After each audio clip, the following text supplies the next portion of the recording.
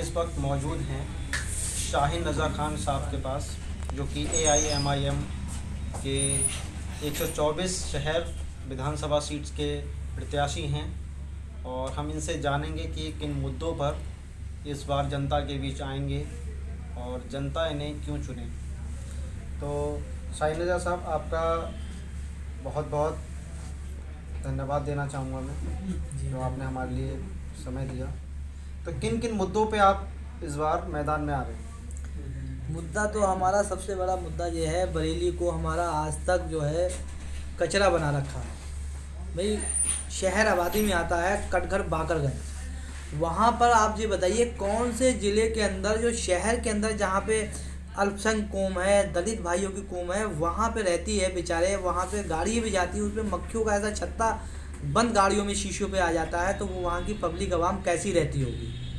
वहाँ पे सबसे पहले जल्द से जल्द उस चीज़ को वहाँ से हटवा कर, और वो खाली जो जगह बनी है, हमारा ये मुद्दा रहेगा, जो खाली जगह बनी है वहाँ पे बेटियों के लिए और कन्याओं के लिए हम कन्या सुरक्षा एक विकास समिति भी चलाते हैं। बेटियों की सुरक्षा, बेटियों का विकास। सबसे पहले वहाँ पे हमें एक यूनिवर्सिटी तामीर करवाना है, जिसमें जो हमारी बेटियाँ बाहर जाती हैं कोचिंग करने, कोटा वगैरह जाती हैं, तो उनको जाना ना पड़े, हमारे बेटियों को यहाँ पे अच्छी सुविधा शिक्षा मिल सके। और वहाँ पे हम 20 शहर में हम चाहते हैं कि वहाँ पे हमारी बेटियों के लिए एक बड़ी यूनिवर्सिटी बने। शाहीन साहब, आप AIMIM के एक अच्छे वक्ता भी हैं, और बरेली में शहर में काफ़ी आपको लोग पसंद भी करते हैं। तो क्या लगता है आपकी बार कि किन किन लोगों से आपको विधानसभा चुनाव में कंपटीशन मिल रहा है?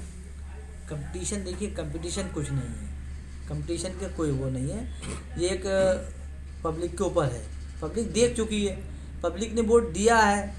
अभी बीच में जो इतनी बड़ी कुदरत की तरफ से आपदा आई, लॉकडाउन आया, उस समय वो प्रत्याशी कहाँ थे जो आज चुनाव मैदान में दिख रहे हैं? उस समय मैं ये क्या कहना चाहूँगा, उस समय वो प्रत्याशी कहाँ थे जो आज चुनाव में विधायक बनने के लिए आए हैं, अदर पार्टियों से टिकट ले लेके आए कि हमें साहब पार्टी वोट करे, हमें जनता वोट करे। उस समय उस पब्लिक को जाने की ज़रूरत थी उन लोगों को बीच में। अपना जो आज पैसा वो दिखाने और पब्लिक पे बांटने, खर्च करने आए, वो पैसा उस समय ज़रूरत थी। हमारा मीडियम क्लास का भाई जो भूखा रह रहा था घरों में, उनके दिली से पूछे वो अपने बच्चों को कैसे देख रहे थे, वो कैसे खा रहे थे, कैसे खिला रहे थे। उस समय वो कहाँ थे, वो जो प्रत्याशी? उस समय केवल मेरा, जहाँ पे मैं बैठा हूँ, यहाँ पे मेन रोड पे अल्हम्दुलिल्लाह अल्लाह ने, ईश्वर ने मुझे इतनी तौफीक दी थी, जो मैं खिदमत खल्क मैंने करी, बराबर मेरी फेसबुक अपडेट हुई, और बराबर मैंने अपनी वो करी, और बराबर मेरा कंटिन्यू जब तक लॉकडाउन 23 तारीख से मेरा राशन, और 23 तारीख से मैंने 23 तारीख और बराबर SDM सदर से मैंने परमिशन लेकर, और यहाँ पर हज़ारों लोगों का भोजन घरों में पैक होके जाता था, होम डिलीवरी करते थे हम लोग। उसका पूरा हमारे पास रिकॉर्ड है, 3.5 महीने का। हमने फ़ोटो नहीं डालते थे, मगर रिकॉर्ड तो रिकॉर्ड होता है, रखना पड़ता है। मगर आज ईश्वर ने, खुदा ने हमारे साथ में दिमाग में डाला कि आप जो है इस काम को आइए। बाकी ये लोग सेवा करने वाला कोई नहीं है, केवल वोट लेने वाले हैं। पहले भी हमने वोट दिया, अनिल शर्मा को भी वोट दिया, आज वो बीजेपी की RSS के गोद में है। अरुण कुमार को वोट दिया, आज बीजेपी RSS की गोद में है। और भी अदर पार्टियों को जो सपा से, कांग्रेस से आए, वो सारे बीजेपी की गोद में हैं। हमने सभी को दिया, सारा हमारा अल्पसंख्यक भाई ने दिया, और भी समाज के लोगों ने, दलित भाइयों ने भी दिया, अल्पसंख्यक समाज के लोगों ने दिया। मगर वो आज सारे बीजेपी की RSS के कहने में चल रहे हैं वो लोग, जिसको हमने नेता बनाया हमारे भाइयों ने।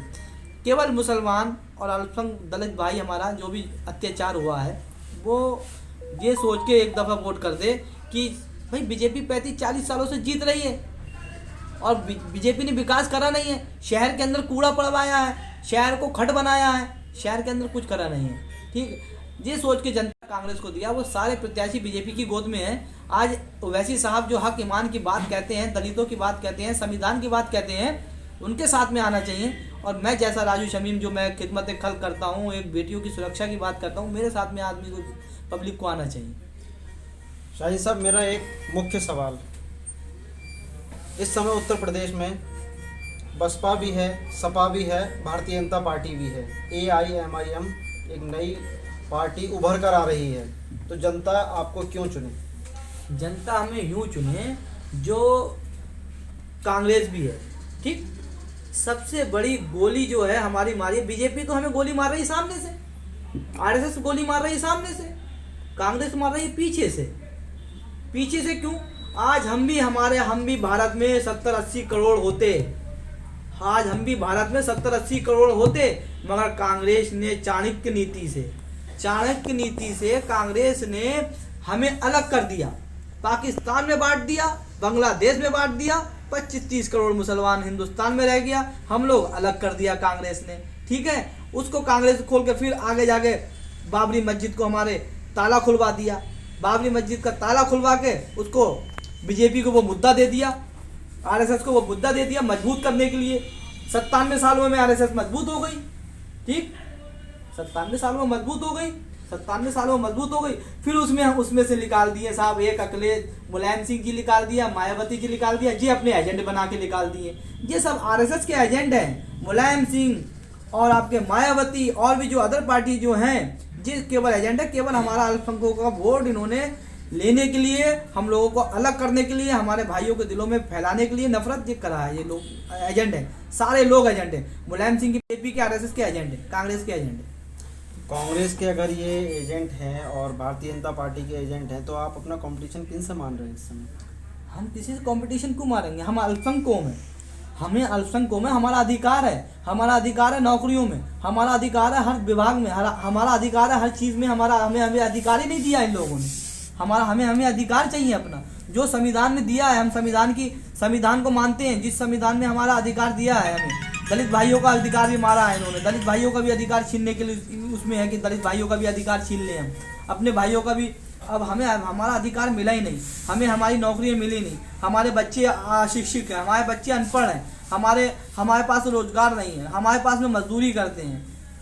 हम लोग इस समय हमारी बरेली का जो मंडल जो है, उस समय रक्षा मंत्री जी मुलायम सिंह जी थे, तो उन्होंने जो है उत्तराखंड का जो है मेन पॉइंट बन रहा था बरेली उत्तराखंड का मेन पॉइंट, राजधानी बनाई जा रही थी। उस टाइम में रक्षा मंत्री की पावर से उन्होंने हमारी बरेली को उत्तराखंड की राजधानी बनने नहीं दिया। आज बरेली की जनता 350-400 रुपये पे मजबूर है मजदूरी करने के लिए 8 घंटे के लिए। आज हमारे यहाँ पे राजधानी होती, कॉमर्शियल यहाँ पे हब होता, इंडस्ट्री एरिया होता, आज हमारा भाई कितने का मजदूर होता, इसका कोई अंदाज़ा है किसी को? हमारा भाई आज 4000 भी कमाता, 5000 भी कमाता, 2000 तो मिनिमम कमाता, जब यहाँ पे राजधानी होता, कॉमर्शियल हब होता, इंडस्ट्री एरिया होता।